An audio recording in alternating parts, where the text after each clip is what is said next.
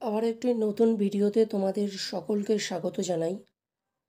আজকের ভিডিওটি বিশেষভাবে হেল্পফুল হতে চলেছে আগামী দিনে যারা ডব্লিউবিপি ও কেপি কনস্টেবল ও এসআই পরীক্ষায় বসতে চলেছ। বিগত বছরের প্রশ্নপত্রগুলি আলোচনা করা হবে। আজকে আলোচনার বিষয় রাখা হয়েছে ভূগোল। ভূগোল বিষয়ে যারা প্রতি মুহূর্ত টাইম টু টাইম আপডেট পেতে যাও তাদের সবাইকে বলবো আমাদের চ্যানেলটিকে ফলো করে রাখতে এবং সাবস্ক্রাইব করতে। যাই হোক, আজকের আলোচনার বিষয় রাখা হয়েছে কলকাতা পুলিশ কনস্টেবল প্রিলি পরীক্ষার 2023 সালের ভূগোল বিষয়ের সমস্ত প্রশ্নপত্র। দেখো, বিগত বছরের প্রশ্নপত্রগুলি আলোচনা করলে দেখা যাচ্ছে যে ইতিহাস, ভূগোল, বিজ্ঞান, জিকের মধ্যে এই তিনটি পার্ট থেকে খুব বেশিভাবে প্রশ্ন আসছে। আর দেখা যাচ্ছে যে পলিটি থেকে পলিটি ইকোনমি নামমাত্র কটা প্রশ্ন থাকছে। সুতরাং ইতিহাস আর ভূগোল যদি ভালোভাবে করা যায়, জিকে কিন্তু অনেকটাই কভার আপ করা যাবে। আমিও একজন ডব্লিউবিপির এক্সপিরিয়েন্স, আমি নিজেও পড়াশুনো করছি, সেই হিসাবে আমি তোমাদেরকে এটাই বলতে চাই, যারা ডব্লিউবিপি, কেপি, কনস্টেবল ও এসআই পরীক্ষায় বসতে চলেছ তারা এই ভিডিওগুলি দেখো এবং এইভাবে পরবর্তীতে এগাও, তাতে তোমাদের অনেক সুবিধা হবে আমি আশা রাখবো। তা যাই হোক, আজকের ভিডিওটি শুরু করা যাক। দেখো, প্রথম প্রশ্ন রাখা হয়েছে, দেখো হেমাটাইট কোন খনিজ পদার্থের একটি ধরনের নাম? অপশানগুলো ভালো করে দেখো, দেখলেই উত্তর হয়ে যায়। দেখো, বক্সাইট কি অ্যালুমিনিয়াম? হচ্ছে না। দেখো, আমি উত্তরগুলি মার্কিং করে রেখেছি, তবুও বোঝার সুবিধার্থে ভিডিওটি তোমরা প্রথম থেকে শেষ পর্যন্ত দেখো। সেকেন্ড অপশান কি আছে? আকরিক লোহা, কয়লা, তামা। দেখাই যাচ্ছে এখানে আকরিক লোহাটাই অ্যান্সার হবে। পরের প্রশ্ন, দেখো নীলগিরির উচ্চতম শৃঙ্গের নাম। এই প্রসঙ্গে একটা কথা বলে রাখি, তোমাদের কিন্তু উচ্চতম, বৃহত্তম, দীর্ঘতম, স্ট্যাটিক জিকেগুলো খুব ভালোভাবে মুখস্থ রাখতে হবে। এখান থেকে প্রতি মুহূর্ত, প্রতিবারই কিছু না কিছু প্রশ্ন থাকে, ঠিক আছে?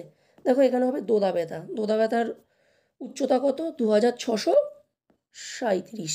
কেমন? দেখো, পরেরটা দেখি, গ্রানাইট কোন ধরনের শিলার উদাহরণ?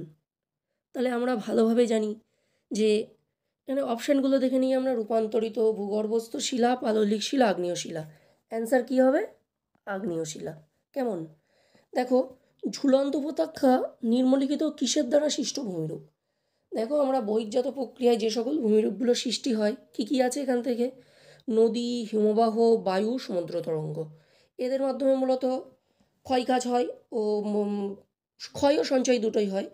এখান থেকে যদি তোমাদের সমস্ত ভূমিরূপগুলো জানার দরকার থাকে আমাকে কমেন্ট বক্সে লিখে জানিও, আমি এই বিষয়ে একটা ভিডিও করে দেবো। দেখো, এখানে অপশানগুলো দেখো, সমুদ্র, হিমবাহ, আগ্নেয়গিরি, নদী।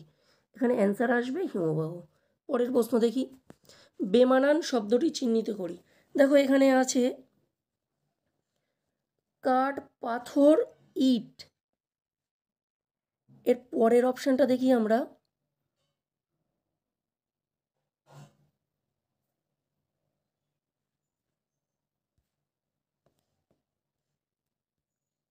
এর পরের অপশানটা আসছে বালি। তাহলে এখান থেকে আমরা যদি ভালোভাবে লক্ষ্য করি, দেখো ইট, কাঠ, পাথর, ইট ও বালি, তাই তো? এদের মধ্যে দেখো প্রতিটাই মাটির সাথে মিশে যায়, পাথর মিশে যায় না, ইট মিশে যায় না, বালি মিশে যায় না, একমাত্র মিশে যায় কাঠ। তাহলে অপশান আসবে কাঠ। পরের প্রশ্ন দেখি, দেখো ছত্তিশগড় রাজ্যের রাজধানী কি? বিলাসপুর, জব্বলপুর, ভোপাল, রায়পুর। প্রতিটা রাজ্যের রাজধানী, বিশেষ করে উত্তর পূর্ব ভারতের প্রতিটা রাজ্যের রাজধানীর নাম মুখস্থ করতে হবে। সেন্ট্রাল ও স্টেট প্রতিটা পরীক্ষায় একটা না একটা প্রশ্ন থাকে। এক্ষেত্রে অ্যান্সার দাঁড়াবে রায়পুর। পরেরটা দেখি, চিত্তরঞ্জন লোকোমোটিভ ওয়ার্কস পশ্চিমবঙ্গের কোন জেলায় অবস্থিত? দেখো, প্রথম উত্তরটা দেখেই মনে হচ্ছে আসানসোলই অ্যান্সার হবে, কিন্তু প্রশ্নটা ভালো করে পড়তে হবে যে কোন জেলা। আসানসোল তো জেলা নয়, বীরভূম, পূর্ব বর্ধমান, পশ্চিম বর্ধমান, এই তিনটি জেলা। আর পশ্চিম বর্ধমানের মধ্যে পড়ে আসানসোল, তাহলে অ্যান্সার হবে পশ্চিম বর্ধমান। 2023 সালে কলকাতা পুলিশ কনস্টেবলে এই দেখো 6টা প্রশ্ন দিয়েছিল। এই 6টা প্রশ্ন করিয়ে দেওয়া হলো।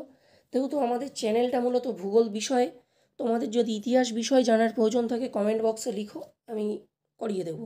প্রতি মুহূর্ত টাইম টু টাইম আপডেট পেতে আমাদের চ্যানেলটিতে জুড়ে থাকো। ভিডিওটি ভালো লাগলে অবশ্যই লাইক করো, বন্ধুদের মাঝে ছড়িয়ে দিও। আজকের ভিডিও এই পর্যন্তই। খুবই শর্ট ভিডিও, কিন্তু ভিডিওটার মধ্যে ইনফরমেটিভ কিছু দিলাম আমি। প্রতি মুহূর্তে এইভাবে আপ টু ডেট নিয়ে আসবো। ওকে, আজকের ভিডিও এই পর্যন্ত থাক।